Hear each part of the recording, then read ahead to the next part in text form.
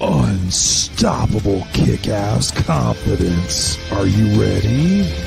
Welcome to the Raw and Unscripted show with Christopher Rausch, where we help you overcome your self-created crap without the self-help fluffy bullshit. Now please welcome our host, Christopher Rausch.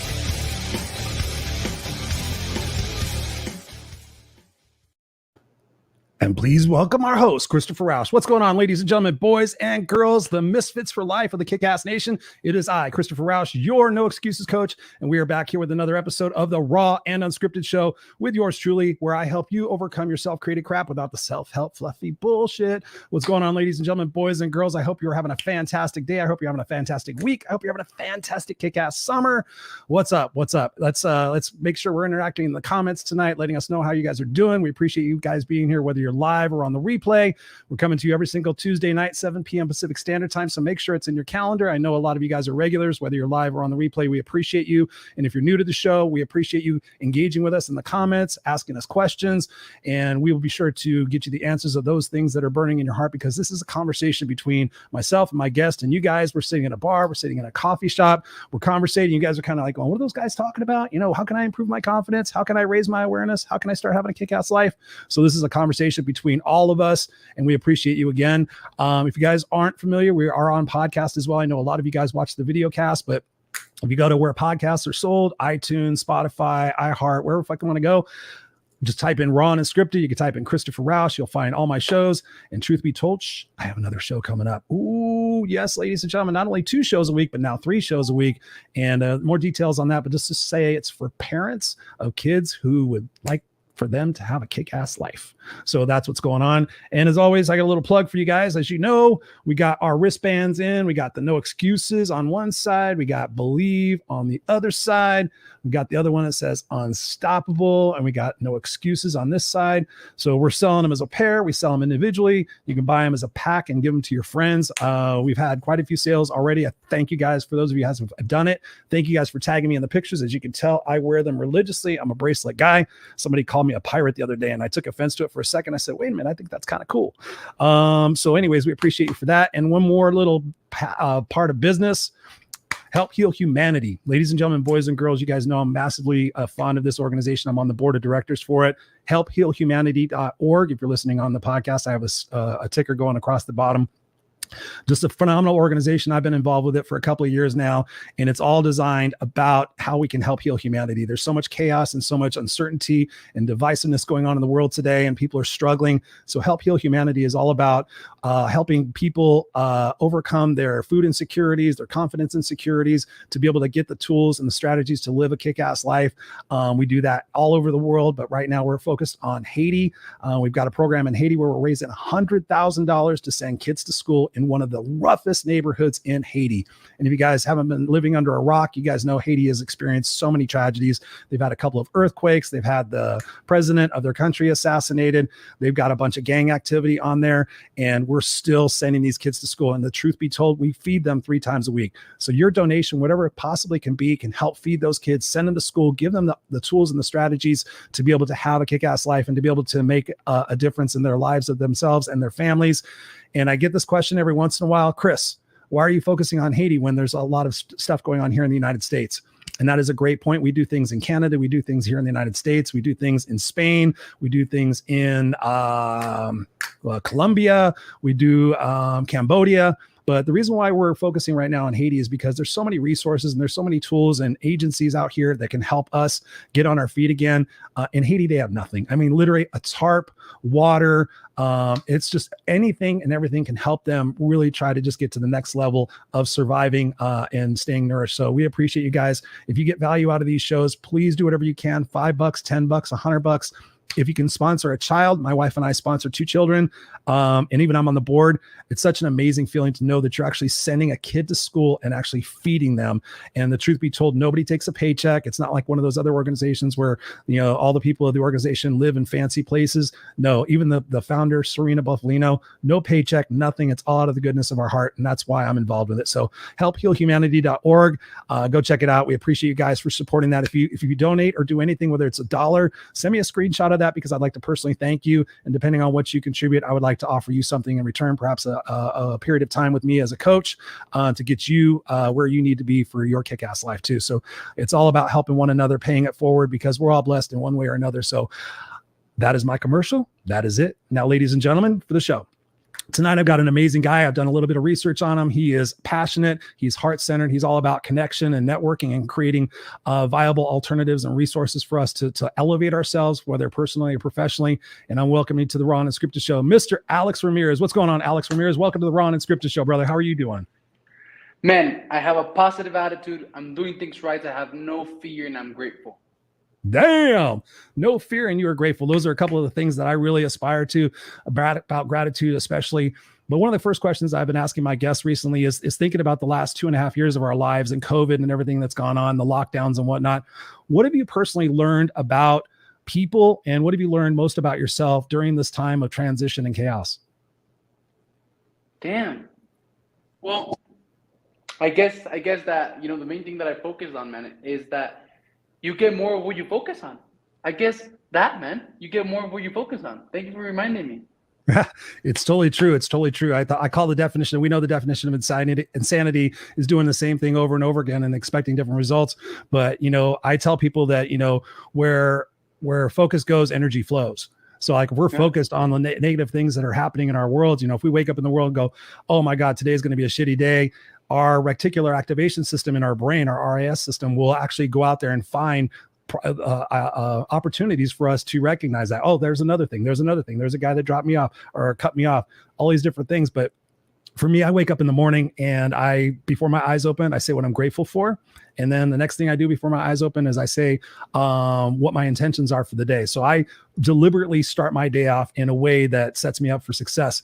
Do you have any morning rituals that you incorporate? Because I know both of us probably have followed successful people, and what they do in the morning is massively important for how their day goes. Do you have any special rituals that you do in the morning? Yeah, 100%, man. Like if you take control of your day, of how your day starts and ends, like what happens in the middle, like won't hurt you. Like you'll be unshakable, right? Because the reality is that during the day, on a day-to-day basis, you have no control over how it happens, right? Like there's a lot of people that make business plans, but then like those plans last like 6 minutes, in an average company, like 60 seconds, something like that, because something happens that makes those plans change. So, but if you can control your day and, like the beginning of your day and the ending of your day, whatever happens in the middle, right, you'll be like stable and you'll have the foundation to be able to handle it. So yeah, it definitely is very important to have like a morning ritual. And I just want to give you like props for like, like starting your day with intention, right? With like knowing what you're after, because exactly what you focus on, right?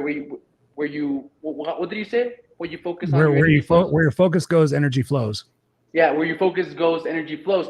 And exactly. So one thing before we're talking about like my morning routine and everything, which I do have one. Before talking about that, I just wanted to like give an insight about that, right? Which like our brain, our mind is like a compass needle, man. Okay, it's like a compass needle, and it can only point to the one direction at a time, right? So it could be pointing towards negativity, or it could be pointing towards gratitude. It cannot be pointing at two directions at a time. Right? It could go back and forth, right, between both like really fast, but like it could only point at one direction at a time. So like if you focus on positivity, you'll get more positivity. If you focus on negativity, you'll get more negativity. And I just want to like give you some props because it's really powerful to start your day with like an intention of what is it that you want. So, like you already know what you're focusing on, right? Yes. Like you're controlling where your focus goes. So then you're controlling where your energy flows. So that's awesome.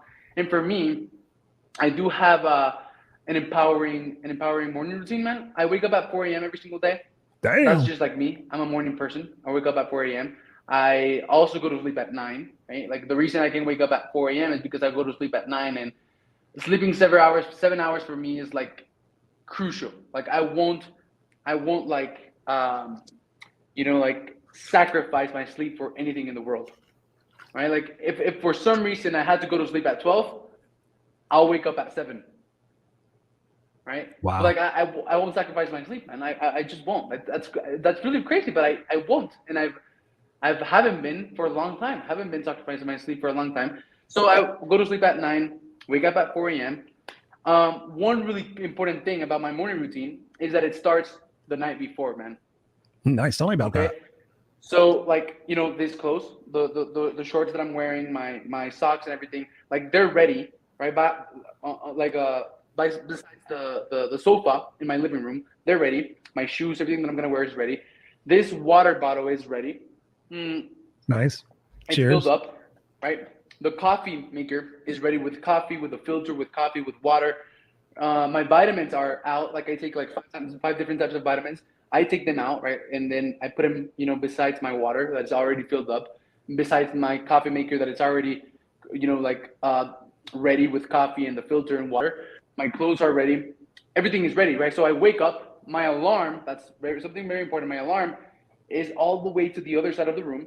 Smart because man. if it's by my side, I'll go like, oh, and then I'll go to sleep again, right? I mean, I'm human, and that sometimes happens. But if I put it all to the other way of the room, I'll have to get up to fucking make it go off. Yeah. Right? And then once I'm up. Right? So I'm up at 4 a.m. I'm up. My clothes is ready. I just put it on. I take the first thing that I do is I drink a liter of water with my vitamins.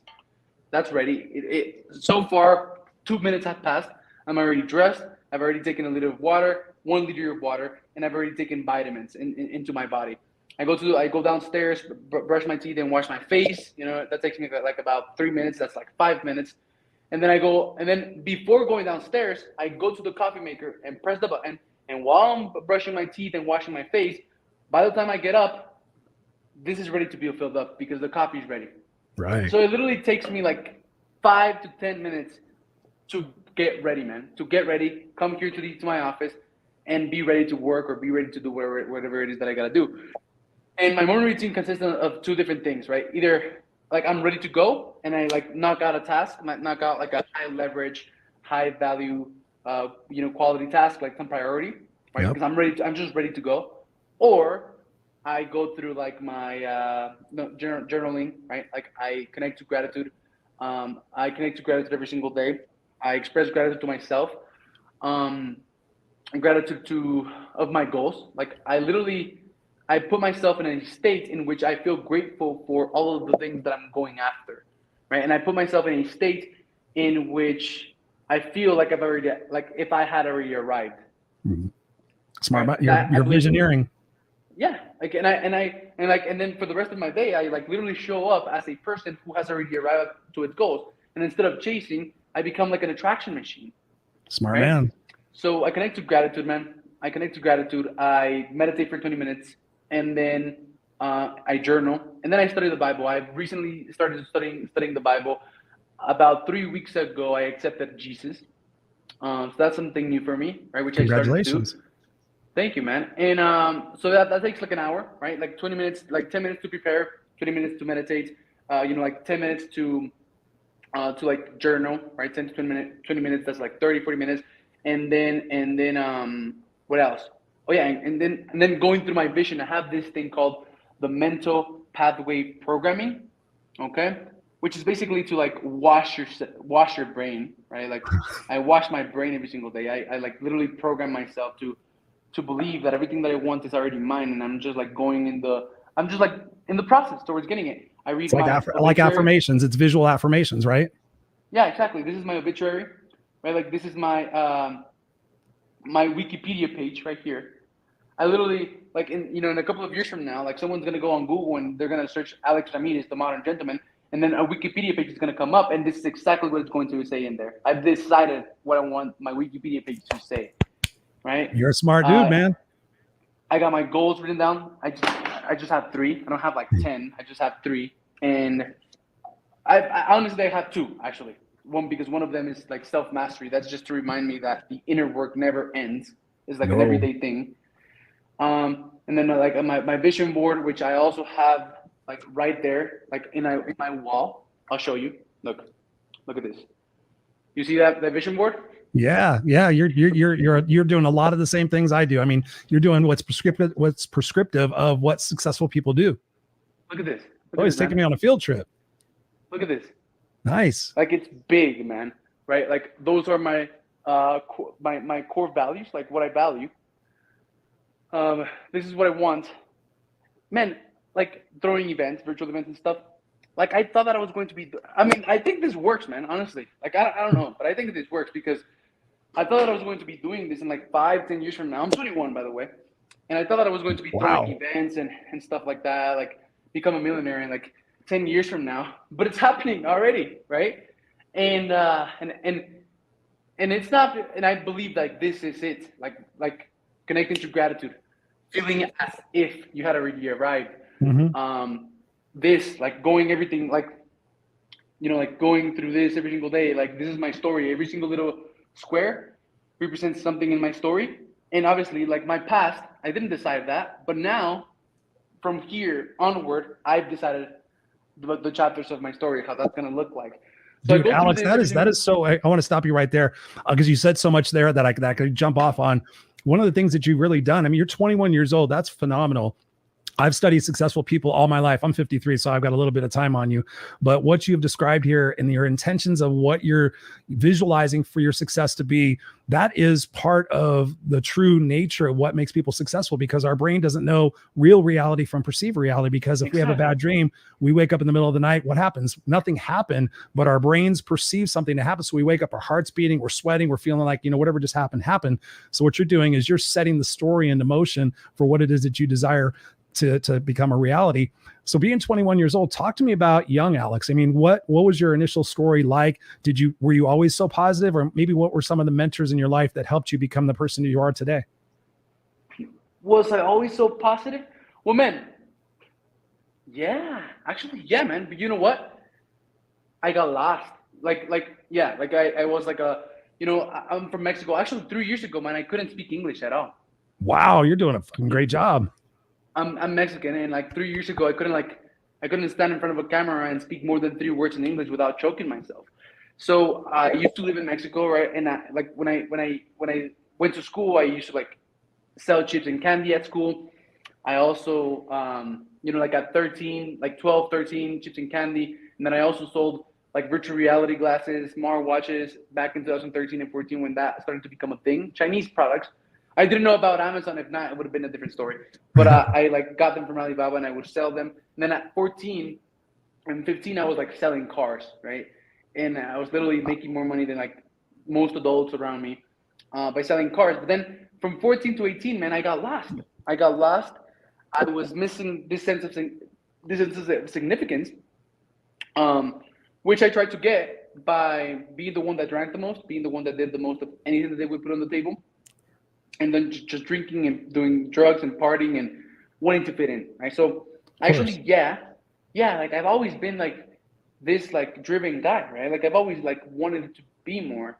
And then, like the flip point of wanting to be more is like not being good enough. So I've always had that fear that drove me as well. And then, which also led me into the path of, wanting to prove that I am good enough by fitting in with the wrong people. So from 14 to 18, I was lost. Drugs, drinking, partying. What was like the lowest point of that experience? Like what was the lowest point and what did you learn out of that? Like the lowest point. Yeah. Okay. The lowest point, man. So the lowest point of that experience is at 18 when I got my girlfriend pregnant. Right? So I got my girlfriend pregnant. My mother had me at 15 years of age. And she told me a story growing up. She said that if you have a kid at a young age, you're going to be a fuck up. You're not going to amount to anything great and you're going to fail. Right. That's an inspirational speech. Right. Well, she had me at 15 and that's how she felt. Right. Right. So now like I understand her. So at 18, when I got my girlfriend pregnant, I was like, damn, I was like scared. I didn't want all those bad things that I was told were going to happen to me. So me and my girlfriend decided to go with abortion. Right. My girlfriend ended up taking like 40 some pills. On Google, which is where we got information from, it said that she was going to be in pain and bleed. That's exactly what happened. She was in pain. She couldn't sleep for like 3 nights, had a really bad time, cramps, pain, bled everything out. And it worked, right? Like took 40 pills to have an abortion? Yeah. Wow, I never even heard of that. Then this was in Mexico? It was a method, yeah. We went to the pharmacy, they told it to us. It was a method that we found out on Google. A month went by and she got her period. Just as she normally would on the dates that she normally does, confirming that it had worked, right? Another month went by, and she didn't get her period. And we were like, what the hell? Like, what is happening, right? So we bought a test. She was pregnant again, man. So we did the whole procedure again. She took more pills. Again, she was in pain for a couple of nights, for like 3 nights, couldn't sleep, couldn't eat, had a lot of cramps, and pain, and bled everything out. So it worked, right? Another month went by. We were seniors in high school. I was 18. And we were graduating, and proms and dances and parties were going on. And my girlfriend wore tight dresses. She didn't look pregnant. She didn't feel pregnant. Nobody knew that she was pregnant. We didn't know because we thought that the abortion attempts had worked. We graduated, Christopher. And then after graduation, from 1 week to another, I became the father of a premature baby that was born at 5.5 months of gestation because the previous abortion attempts had not worked, man. Whoa. Wow. And, I don't know, like anyone listening, you might know that babies are supposed to be born at 9 months. At 8, they're at risk of dying, right? Some of them die. At 7, a lot of them die. At 6, almost none of them make it. My daughter was born at 5.5 months of gestation. I had a baby that was like this big that could fit in the palm of my hand that was connected to a bunch of shit at the hospital. A baby that I previously tried to kill multiple times before that by giving pills, by like not taking care of it, like even hitting my girlfriend in the fucking stomach. So it was crazy, man. And like that was the lowest point. It was the worst thing that ever happened to me. It was like the most traumatic thing that ever happened to me. Like 2 days before, 2 days before my baby was born. We found out like, holy shit, you're still pregnant? We didn't know, man. We actually thought that the abortion had worked, right? And, we were at the hospital and they were like, yeah, you're born. It's a girl and it's 5 months of gestation. I remember calling my mother, telling her everything that I'm telling you right now, right? Like just confessing everything to her and being like, Mom, like, I don't want that baby. Like, fuck, I tried to fucking kill that baby multiple times. I've even hit my how do you call girlfriend in the stomach. That baby is probably like broken or deformed. Like, I don't want that baby, Mom. Like, I don't fucking want that baby. Let's go to Mexico and let's get her, let's get an abortion. We went to Mexico. We actually tried to, see if we could abort that baby again. But the doctor was like, no, like she's alive. She's alive. We can't do that. So wait a minute. So you had the baby here in the United States, or you had it in Mexico? Had her? No, we had it in the United States, right? But we went to like Mexico because in high school I went to high school in the United States, right? So like when we found out, we found out in the U.S. Like my girlfriend was having a hard time. She was having like cramps, and I was like, man, like that's crazy. Like let's go to the hospital to see what's happening. And then that's when we found out. Right, a couple of days later, I became the father of a premature baby that was born at 5.5 months of gestation. And that was like the worst thing that ever happened to me, right? Like no goals, no mission, no purpose, addicted, just thought about drinking and doing drugs and partying. And I had a baby that was born at 5.5 months of gestation that I previously tried to kill multiple times. Like that whole process was really traumatic, full of pain, shame, and guilt. It was the worst thing that ever happened to me, man. Of course, it sounds horrible. It turned into the best thing that ever happened to me. It turned into the catalyst for my growth, the catalyst for finding out who I am, what I want, where I'm going, what my purpose is. And that, Christopher, happened 3 years ago, man. I was 18. I'm 21 right now. 3 years ago, I didn't know how to speak English. I'm about to get married to my girlfriend this November. It's like August right now, right? So in a couple of months, because it finally makes financial sense to do that. And my daughter, Christopher, you wouldn't even believe it, man. But she's absolutely beautiful. She's healthy, and nothing is wrong with her. You've probably seen her on my stories. Yeah. But before this, I don't know. Like I didn't believe in God, right? Mm-hmm. But now, like I don't know what else to call that. Like this, a miracle, like a blessing, a miracle, and a gift. Exactly. And for some reason, like this, helping men and women become modern kings and queens. It used to be called modern gentlemen, but since I'm going to be targeting queens, I didn't like modern ladies. So modern kings and queens, helping men and women become modern kings and queens is my calling. This is what I believe I'm here for, right? And even if I wasn't doing this, even if I wasn't doing all of the things that I'm doing to like for this mission, like this is like, even if I didn't want to do this and I wanted to go that route, like this is something that I would be called to. Like I'm just like pulled toward this. I'm just like listening. Yeah. I'm just being a vessel. I'm just being a tool. I'm just being a tool for this.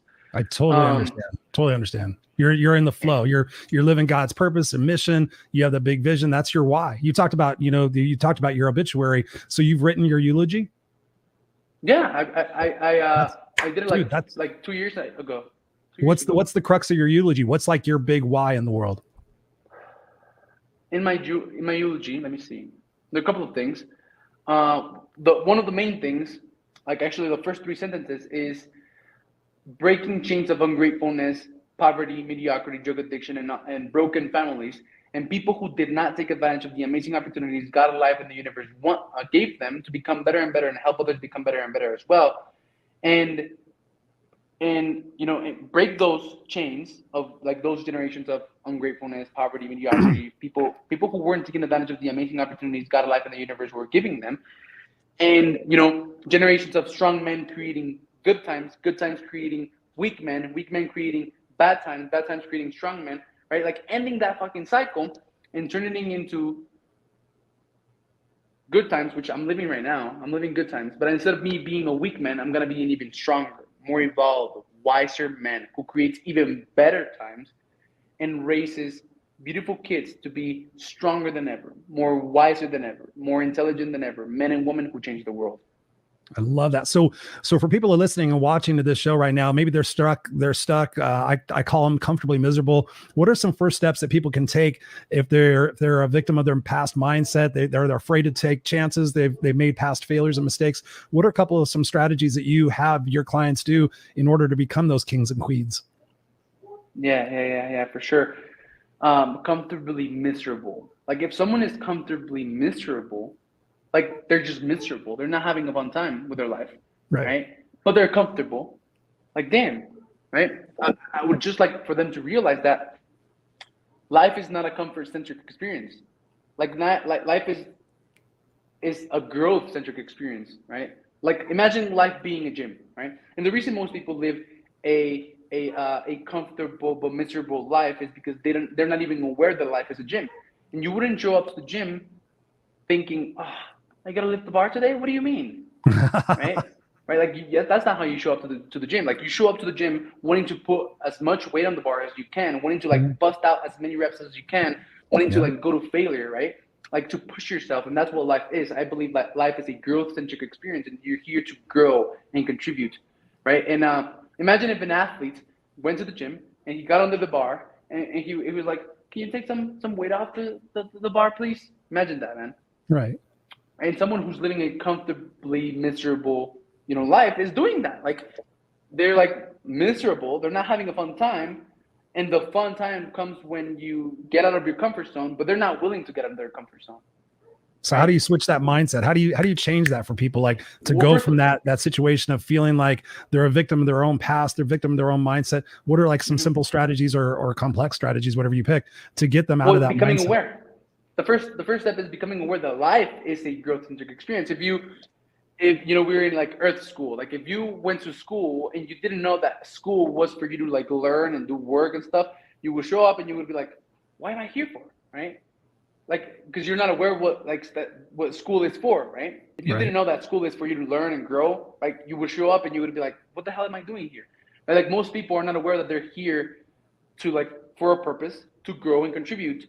They're not aware, so they're like, what the hell am I here for? Like they think that they're just here to like eat, fuck, sleep, be comfortable, but that's not the case, right? Like everything in nature has a purpose, man. Even a bee, especially a bee, has a purpose. Oh, hell yeah. Don't you think anyone listening, don't you think you have a purpose? Like a bigger purpose than yourself? Don't you think that God put you here for something? Right? So everything in nature has a purpose. Everything in nature, Christopher, is growing, man. A tree is growing. It's growing or dying. Well, it's growing and dying. Right. And everything is contributing. Right. So I believe that the purpose of life, right, is purpose, like to find your purpose, to grow and to contribute, to grow into the best version of yourself that you can be, which is what I call a modern king, a modern queen, and to contribute, to like serve. Right. That's it. And if you feel like, oh, what's my purpose? I haven't found my purpose. Well, focus on growing and contributing. And I guarantee that you'll find it. Focus on growing, on becoming the best version that you can be, and then focus on contributing, on serving other people, and you'll find what your purpose is. And the other day I made a post, man, like one simple step to get out of depression, to like stop anxiety, to like stop sadness or whatever. One simple step. You want to know what it is? Absolutely. Go serve, man. Get out of yourself. Get out of your own mind. The reason people are depressed, the reason people have anxiety, the reason people are like down is because they're only thinking of themselves. Right. Mm-hmm. So when you grow yourself and then you go and contribute, right, you stop thinking about yourself, and when you start thinking about how you can solve other people's problems, you have no time to feel bad about yourself because you're contributing, right? And that is the key, right? So it starts with, and this is what I do with man, I build people. That's all I do every single day. I build people. I build my team members, and I build team members who build team members. I build people, and I build networks. That's it. That's all I do, man, every single day. Right. Nice. And part of building people, right, is like helping them become modern kings and queens. And what this entails is like wanting to like tap into your God-given unlimited potential, wanting to become the best version of yourself in every single area of your life. And there's five, there's 5 freedoms that I call it. There's physical freedom, optimizing your body and your mind, right? To be able to perform at a high level. Emotional freedom, that's about getting in tune with who you are, right? Getting in tune with who you are so that you can master yourself. Spiritual freedom, getting in tune with God and getting connected to Him, with your Creator, whatever it is that you believe in, right? Whether that's energy, source, Buddha, or God, whatever. It doesn't have to be Jesus. Sentiment. Once you have those 3, the financial freedom is going to be simple, right? And then the last one should be sentimental freedom, becoming a husband and a father. If you are already a husband and a father, or a mother and a wife, then the financial freedom is going to have to wait a little bit. First is you, physical freedom. Second is you, emotional freedom. Third is you again, spiritual freedom, your relationship with God. And then fourth, your relationship with your wife and your kids, or your husband and your kids, right? And then financial freedom. Because if you don't get those 4 areas in check, Christopher, the financial one will never go anywhere, or it might go somewhere. You might it won't be permanent. It won't be permanent. Exactly. So you'll get there, but then you'll burn it down, or you'll end up so rich that the only thing you have is money. Right. And that only leads to quiet desperation later on in life, because people have money and they pursued it all their life. Then they're empty and they don't have a fulfilling legacy like you've been talking about. One thing I'm curious about with you is, I'm the No Excuses coach, and I know I'm going to be on your show in a couple of days. What are some of your excuses that you've used in your life and the ways that you overcome them? Excuses that I've used, man? Yeah. Let's see. What excuses have I used? Well, I guess lots. I can't think of anything right now. Let's see. What excuses have I used? I'm young. I'm young. That's all I can think of, man. I really have not made any excuses, but I spent a year and a half, about a year, trying to sell married entrepreneurs with kids, men like 30, 35, 40, 45-year-olds, trying to sell them on how to grow their business without sacrificing time, health, and relationships. I jumped on like more than 70 sales calls, and you want to know what I got from that, man? What? Nothing. Like I couldn't sell. I couldn't sell, right? And like I got on calls because you were young. Exactly. And I got on calls with men who they literally cried on the call because they needed help, right? And they felt like they couldn't do it on their own. But when it came time to like pull the trigger and like give me money, they wouldn't, right? And I get it, right? Like I probably, if I was like 45 years of age and was running a business and I had a family and needed help, I probably wouldn't go with a 20-year-old, right? So I get that, but it wasn't an excuse. It was like, I just persisted for like a year until finally I made a switch and I started doing something else. But that has been like, quote unquote, holding me back, because it didn't hold me back. It just gave me a lot of experience and a lot of wisdom and opportunities to like learn from people. But that's like the only thing that has ever held me back. The reason that I haven't had many excuses is because I believe it's because in the past 3 years, man, I've invested over $200,000 in my personal development, So I've always had people around me that were like, that didn't allow me to have excuses, you know? Smart man. And Smart like to man. work on my mindset and stuff like that. So yeah, that's my take on that. That's awesome. So how do you process rejection and failures? You were just talking about making sales calls, and sales is one of the most challenging, jobs, that because you have to be able to get through all those different no's to get to a yes. How do you handle rejection and failure? Yeah, handling rejection and failure. Well, exactly. How do you handle them, right? Like, it's up to you. It's your choice. Like, I threw an event, right? It was supposed to be an event for 100 people. I invested like $15,000, maybe a little bit more. An event for 100 people. 14 people showed up, right? I could have, like from outside in, that looked like a failure, right? My mom cried a little bit because she thought that I had failed, but I was like having this amazing time, and I'm like, all of those 14 people that showed up to my event, like I had a food, I had drinks, I had an after party, like for 100 people and stuff. Everything was paid for. Only 14 people showed up, but I was like, man, I went there, I went on stage, and all of those 14 people that came, all of those 14 people that showed up didn't leave the same. Like, yep. They left for their hearts and their hearts and their minds changed. And it was a great learning experience for me. And I didn't feel like I failed, right? Because of like my definition of failure, right? I fucking did it, man. Like I threw an event. Like, how many people throw events, right? Very rare. So it depends on your definition of failure. And rejection, right? It depends on your definition of rejection. So for example, you walk to a bar and you try to talk to someone, you try to talk to a girl and invite her a drink, and then she says no. Like, what does that mean to you? Well, like for some people it means, oh, I'm not good enough, I suck, I'm pathetic, I'm ugly. For me, story you tell yourself. like, yeah, exactly, right? So like most people are not even aware that they can choose what these things mean to them.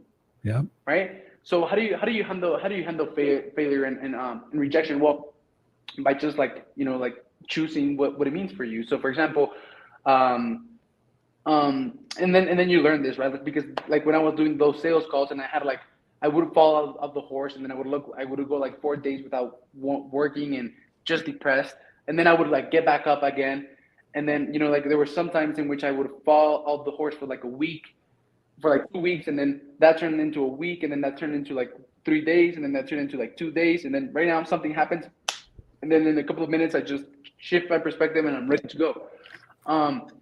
So it's just about like the meaning that you give to any event that happens in your life. There you go. That's right? what I was looking for. You can choose to give that meaning. You can choose to write your story for yourself. I teach people it's how you react or you respond. And most times we react from an emotional base based on our previous experiences, based on our beliefs that we've told ourselves. But I teach people how to choose to respond and sit there and say, what can I learn from this? What can I take from this? What part of this can I use for my continued growth? Because to your point as well, I threw an event back in 2016 and I had about 80 people show up and it was successful and everything else. And then I went to go throw the follow-up event and probably sold like 10 tickets. And I was sitting there like, what am I making this to mean about me? Because I was taking it personally. And then I just started recognizing that the economy was in a different place, that my marketing needed to be worked on, that I didn't have the right mentors in place to help me do that. So instead of taking that as a rejection or as a failure, I took that as an opportunity to invest in myself like you do and be able to get the right strategies. And that's when I changed everything around as well. So I love the fact that you talk about that. I love asking people questions. That's like my big thing. I teach my coaching clients how to ask better questions, because when you get honest with yourself and you get the right answers, like I just said, I tell people like, what am I making this to mean about me? Because so oftentimes we take things personal. What are some favorite questions that you either like to ask yourself or you like to ask your clients that make them think differently? That's awesome. That's an awesome question, man. Man, like I think, how I'm living my life, man? Authentically and congruently. Yeah, like exactly, right? Obviously, yeah. But like from question to question, like I literally every single morning, right? When I sit down to I call that emotional and spiritual freedom. There's 3 things that I do for my emotional and spiritual freedom. I pray, meditate, and journal. And I don't pray like, I don't even know how to pray. Like I've never been to church or anything. Like what I mean by praying is just like communicating, right? Like communicating with God. I pray. Right? I like communicate, right? I ask, I sit down to meditate, I receive, and then I journal, I document. right? So those are the three things that I do for my emotional and spiritual freedom. And like I ask and you shall receive. And what I mean when I say that I live my life from question to question is that I'm like, I ask questions and then I receive answers. I'm like, all right, what would be the best next step for me to take, right now, right? And obviously the situation could be a little bit more specific, but what would be the next best step? And then I just sit in the middle of a question and an answer, and then I just allow myself to receive it, man. Or I just ask questions and I receive answers. That's like crazy. That literally sounds like a crazy person. Right? Like, what do you mean? No, it's not crazy. I mean, that's what successful people do. Exactly, right? What do you mean you ask questions and you receive answers? Yeah, try it. Pray, ask questions, ask empowering questions, right? Because like most people live their life asking, why am I so stupid? And they get answers. Wrong question. So stupid, right? But if you ask, what qualities do I have that would allow me to stand up on stage and deliver an amazing, like conversation, an amazing presentation, and change people's lives? What traits do I have that could allow me to do that? Why is it that I'm qualified to do that? And then you'll come up with answers as to why you're qualified to do that. You'll come up to answers as to what traits you have that will allow you to go and deliver an amazing presentation. Like ask empowering questions and you get empowering answers. And like I literally live my life from question to question. I ask, I sit down to receive, and then all of a sudden in my journal, there's like $1 million ideas. That's it, man. That's it. I love it. I love it. I was waiting to see if you were going to go on more with that, because I love questions. I mean, I sit there and ask questions like, who do I need to become in this particular situation in order to achieve the results that I want to be? I love. Oh yeah, you asked about specific questions. Yeah. So man, a couple of questions that I'm always asking myself. Okay. And that's, what do I want? What do I want most? What do I want most? Nice. Yeah. What do I want? Like in every situation, right? Like, actually, do you know who Gary J. White is? Who? Gary J. White. Gary J. White. Doesn't ring a bell.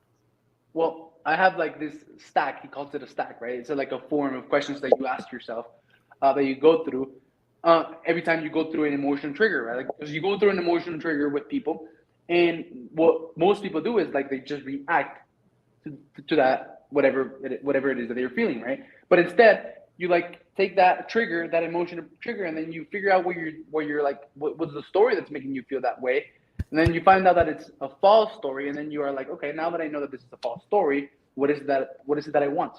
Right? Like, how is it that I want to react? And so I'm always asking myself, like, what do I want? Like, what do I want? What do I want? Okay, what do I want to do? What do I want to do? Right? Like, because we're not conditioned to think like this. We're not conditioned to think about what you want. Like, if you go down the street and you ask 100 people what they want, they're gonna be like, what do you mean? Like, what do you mean, what do I want? Like, they just don't know. Like, they've never asked themselves that, right? So I'm constantly asking, what do I want, right? From like every situation, instead of just reacting, right? I choose what do I want, and then I act in accordance to that. Nice. I love that. So you're very intentional in the way that you execute and the way that you are really writing your story as you're going on. And I have mad respect for you for being 21 years old and for coming to the country and not knowing any English and everything else. I'm going to switch gears for a second, because I think this could be powerful for people watching this and considering what's going on in the world. And depending on, I don't watch the news. I'm kind of like you. I mean, I get news bites and everything, but I'm like a big lover of all people. Like I've my friends, I've got Black friends, Hispanic friends, all gay friends. I mean, every gamut. I've got friends all over the world. So I'm like one of those big love people, but I see every once in a while I'm seeing this divisiveness and I'm seeing hatred going on. We had the situation, I think it was 2 years ago with the murder of George Floyd. We got some divisiveness going on just here in the United States, just between white people. What is your take on being able to bridge that gap and that divide between different cultures and different nationalities and everything else to get us to see that we're more the same than we are different? What is my take? Yeah. What is my take on, like, how is it that I'm contributing to that? Yeah, I mean, just what recommendation or what's your view on that? Because I choose to see the world as a beautiful place. I don't like divisiveness. I don't like hatred. I don't like name calling. I don't like really putting people in labels. I see us all more the same than we are different. What is your take on that, as far as from your perspective, being Hispanic and being in this country for 3 years? Do you see that divisiveness, or is that something that you experience, or do you want to see like more love and more unity for your kid and for my kid and everybody else's kids? Yeah, man. Of course, right? Of course. But you know what, man? I know there's divisiveness, but I don't experience it. And Good. I believe that the only reason why like a human being would like hate on someone else is because they are really having a really bad time, Bingo. right? Like people just go projecting onto the world what they have inside. It's like shitting in your hand and then throwing it at somebody's face because you can't deal with your own shit, Yep. right? And most people can't deal with their own shit. Most people have not been, taught, trained, and educated, as to how they can deal with their own shit, and they just live their life throwing their shit to other people's faces, right? Hurt people hurt people. Right, and so that's what happened. So like anytime, if I experience like some hatred towards me, or if I'm seeing someone, like just trying to attack me, I honestly, man, I'm like I feel like compassion for them, because I'm like, damn, like that person must be having a really bad time, like to come at me like that, right, like most of the time when someone like hates on someone else, or they have an opinion, or they say something or whatever, that thing that they said or that they did or that they acted upon has more to do with them than with the person that they're saying it to, or that that they're attacking. So that's my take on like decisiveness and hatred, and like people who are fighting with each other. Yeah, we just gotta be taught. We need more people like us, like me and you, like doing this kind of things, teaching people how to deal with their own shit. That's it. Yes. Yeah. No, I'm a firm believer in hurt people will hurt people. And I know from my own experience, I've been betrayed, backstabbed, and all these different things, but I still continue to love all people. When I, especially with my mom was very abusive to me physically and mentally, spiritually. And I always wondered why. Huh? Mine too. Oh, and I always wondered why. And I always had like this aggravation with her. And I was homeless with her for 4 years. I'll probably talk about it on your show. But it wasn't until I took a step back and I thought, how can I see this differently? Because I'm all about shifting perspectives. And I thought, if I had gone through all the experiences that she had been through and all the different people in her life, might I be like her? And immediately my response was yes. And so for me, having empathy and that understanding for people and trying to seek first to understand, that's probably one of the greatest lessons I've learned in my life. And Stephen Covey wrote it in the 7 Habits of Highly Effective People. He says, seek first to understand, then to be understood. My mom was always like, understand me, always yelling and angry and always trying to always be in control. And I thought, how can I be successful? Oh, we're 2 peas in a pod, bro. I said, how can I be successful? And I thought, you know what? She doesn't doesn't give a shit about anybody else but herself. I'm going to go out there and I'm going to start learning and understanding for people. So I've been always a big person of questions and like really listening to understand where people have been in their journey so I could better help them maybe modify their perspectives and their attitudes and change their outcomes. So for me, it's been phenomenal. My last 2 questions for you. Number one, since you had mentioned your daughter, besides the growth that you've experienced, what are like some of the things that your daughter has taught you about yourself? Because I know I have a 5-year-old son. We adopted him from birth, and he's taught me quite a few things. But there's a couple of things I always think about when people ask me that question. What is it for you? What is your daughter? What's her name? And what has your daughter taught you? Because I want to know her name, of course. My name is Alexander. I like Alex just for short. For short, my daughter's name is Alexandra. All right. Beautiful. So she was named by me, and yeah, like the one thing that came instantly into my head, man, was the fact that like, damn, I'm always thinking like, damn, it must be so fun to have both of your parents love you. Yep. Yeah, that's it, man. And creating those moments, being in the moments. I know that's one thing my son has taught me is I was always outcome oriented. I've always been success oriented. Like based on my experiences of being homeless and everything else, I've always been in survivor mode, even though I've been super successful. And when my son came along, we adopted him from birth. We couldn't conceive naturally. We tried to do IVF. That didn't work. But what he has taught me, and also my coach has taught me, is to be in the moment. Like I was always like in the future, like, okay, I can plan A, B, C, D, I'll get this. And I was very prescriptive in my success in corporate. I was super successful in corporate before I left there in 2019. Or I was in the past, not beating myself up, but always pontificating and thinking about, okay, how could I have done that better? And what my son has taught me is like, just be in the moment. Like I watch him, I'm like, he doesn't give a shit about the future. He doesn't give a shit about the past. He cares about right now. So one of my intentions, God's honest truth, every day when I wake up is I say, my intention today is to be present and playful with my son. So like literally when he comes home from school, I get him up in the morning. I snuggle with him. We walk him to school. He just started kindergarten on last Monday. Is when he comes home, I shut everything off. It's like I go into dad mode, and I think about this. This is something that's helped me considerably. There's a guy out there, not Brian Tracy. I'm gonna forget his name. One of the great inspirationals. Nope, it doesn't matter. But he said in an interview one time, he says, the interview asked him what has he learned in his life, and he says, you know what I've learned when I'm in a situation with somebody. Am I being, like, for my example, am I being the dad that I would want if I was a 5-year-old kid? And if I'm not being that dad, if I'm like thinking about other shit, or I'm not being playful, like I've been to the beach one time and I was like, well, I've been to the beach a lot and I don't like getting sandy. I just don't like it. But he's in there playing in the sand. He's got sand all over his face. He's wet. And I'm like, I don't like that shit. I mean, I like going in the sand, but I thought, am I being the dad that a 5-year-old would want in the sand? And I fucking flipped my switch and I got in the sand and started playing with him, throwing sand and just having a blast with him. He was having a good time, but he immediately started changing. So for me, like being in those moments with him and being very intentional and letting the other shit go, that has been massive for me in my own personal freedom, my own personal space, and actually my financial success as well, because now I'm not in my head so much. Now I'm just a lot more in my heart. So thank you for sharing that. And then can I share one more thing with you? Oh, absolutely. Go ahead. One thing that I'm proud of, it's this, man.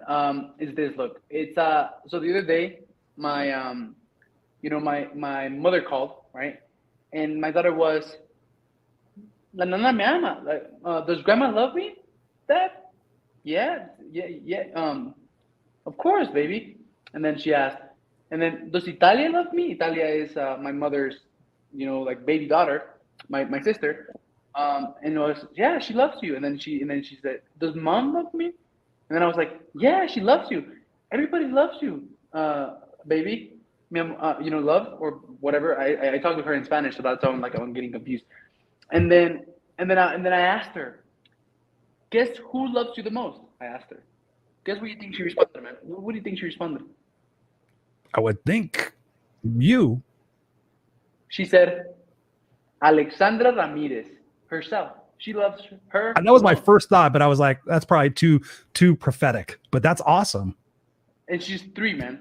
And then she like walked, and then she walked, besides the mirror, stopped in front of the mirror, and then she was like, Ayaya, te amo. She was like, Alexandra, I love you. Yeah. And then she went upstairs.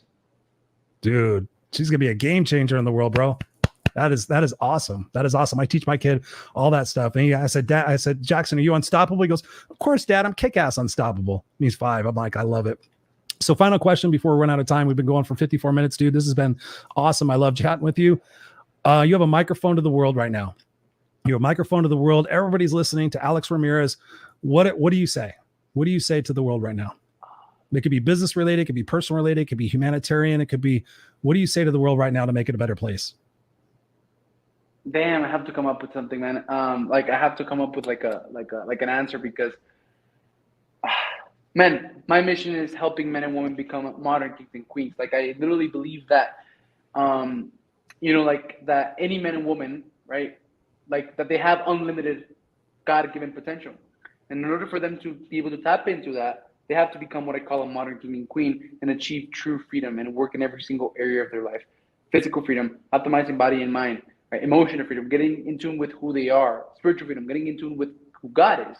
Sentimental freedom, being a good husband and father, and just trying to be the best version of themselves in every single area of their life.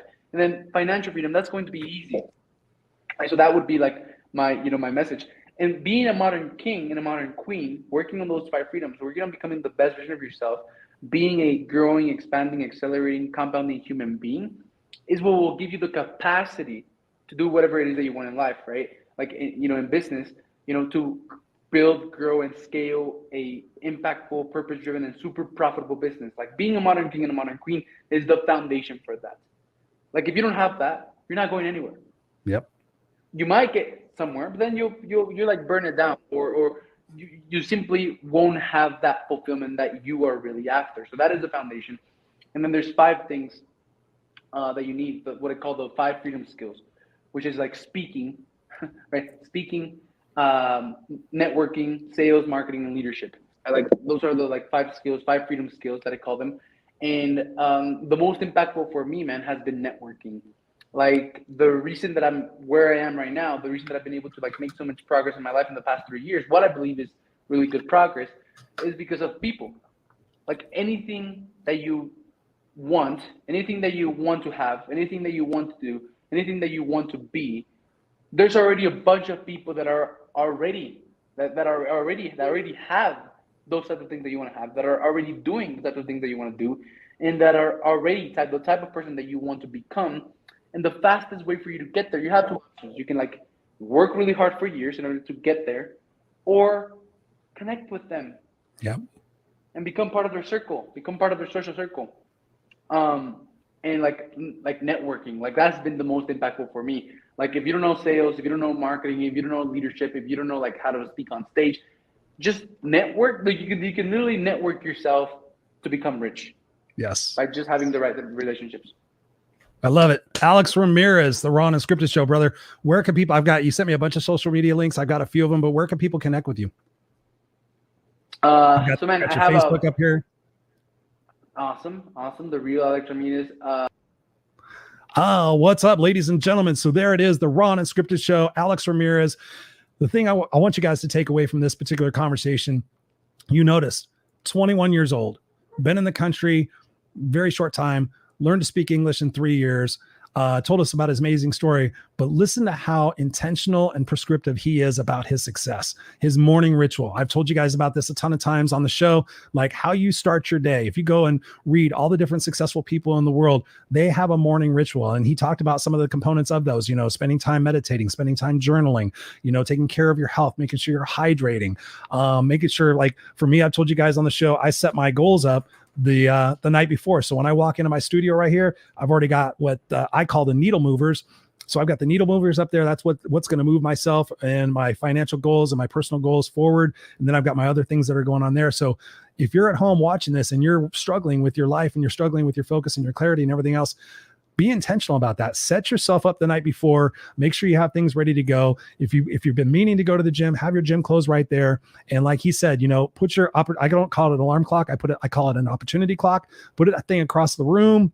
If that doesn't help you, what I used to do, I don't have to do it anymore, but I used to have timers on my lights. So my room would be dark and all of a sudden the lights would go on and that would force me to get up as well. But Mel Robbins talks about 5, 4, 3, 2, 1. You got to do shit within 5 seconds of thinking about it, because if you try to rewrite your mind, your brain and everything else is going to try to keep you safe and certain. It's going to say, well, I know you said you were going to go to the gym at 5 o'clock in the morning, but if you get 15 more minutes of sleep, you'll probably have a better workout. That's bullshit. So 5, 4, 3, 2, 1, get your ass up and get moving, be intentional about that. And as you're going through your day, realize, like Alex said, what is it that I can do in this moment to shift my perspective? How can I serve other people? Because that's one of the greatest gifts. I started off the show talking about help heal humanity. When you give of yourself, you recognize and you get more out of it than the other person gets. I know this from personal experience. I volunteered my time at homeless shelters. I still volunteer my time with at-risk kids who've been in jail and juvenile hall and everything else. I'm constantly serving, and what I get back is amazing, because when you go out there with your heart to serve and to connect with people, it's incredible what God Source Universe will provide you guys. So I'd love to know in the comments what your takeaways are from today's show. I encourage you guys to go connect with Alex on his social medias. We'll make sure they're there in the comments as well, so you can just click on them. And just appreciate you guys for being here. And as always, be sure to check us out at Christopher Rausch. Well, actually, we're promoting the new website now. So it's noexcusescoach.com. Go to noexcusescoach.com. We got my 6-month group coaching program starting September 19th. And I just decided last week that I'm going to be doing a No Excuses Confidence Building Workshop. And I'm going to do that September 12th. It's going to be $97. It's 90 minutes. And it's going to start with you developing your authentic self-confidence and everything else.